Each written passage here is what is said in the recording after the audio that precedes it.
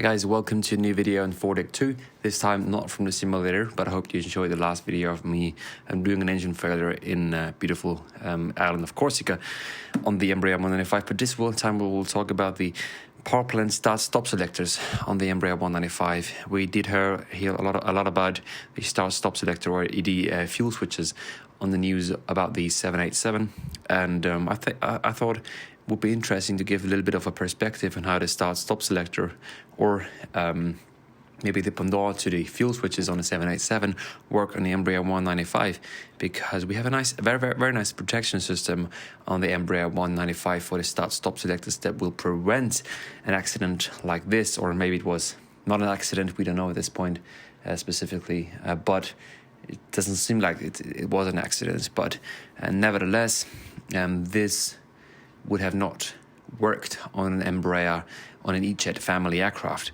And the reason for that is we have a protection.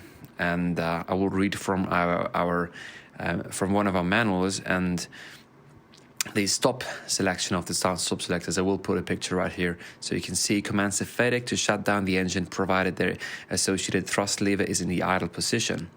So what that means, if the thrust lever is not in the idle position, the start-stop selector put to stop will do nothing to the engines. So if we go on takeoff power, going up, airborne, and I decided to put the start-stop selectors both to stop, nothing actually will happen. So this is also the reason why during an engine failure or engine fire or severe damage, in the checklist and also in our memory items, it says that before we shut down the engine that's not working anymore, or the engine that is on fire, we would confirm N1 operative engine, 5% above N1 idle. So we'll check that the thrust lever is not, that of the working engine is not in the idle position.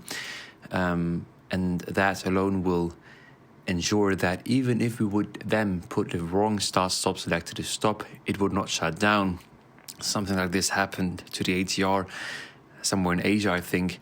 There's a famous video of the ATR crashing into the bridge, and this system prevents us from doing that, as we cannot shut down an engine when it is operating 5% above N1 idle. Very neat system, I think. So you have to physically bring the thrust lever to idle, and then you can select start-stop selector to stop and actually shut down the engine. That's the logic of the Embraer. I think it's a very nice feature that it has. Definitely prevents us from shutting down the wrong engine, which is the kind of more of a problem than some people would think, due to the hectic situation of an engine failure. And that system would have definitely prevented from that accident maybe from happening. But again, maybe it was an action taken by one of the crew members deliberately to take down the aircraft. Then they would have been aware of the system, and maybe they would have first retarded the thrust lever. So you never know. But because of the preliminary report that came out on Friday, 2 days ago, I thought it would be interesting to explain what the start-stop selector system on the Embraer 195 and on the E-Jets in general are designed to do.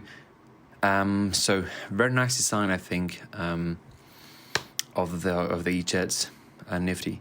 So yeah, that's it with the video.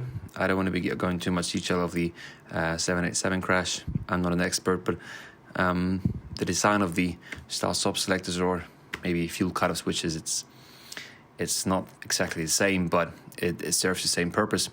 It's something I found interesting to share. So yeah, see you in the next one.